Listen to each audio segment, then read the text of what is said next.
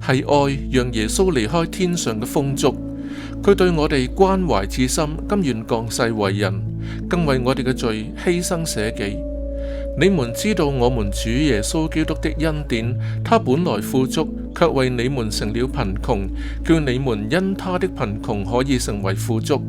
凡係領受咗上帝之愛嘅人，必定會有愛嘅行動去展現佢對他人嘅關懷。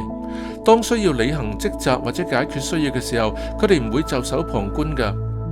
如果佢哋知道仍有數百萬人生活喺黑暗中，必要嘅時候，佢哋甚至會願意犧牲自己嘅性命，去將救恩嘅福音帶俾廣大嘅人群。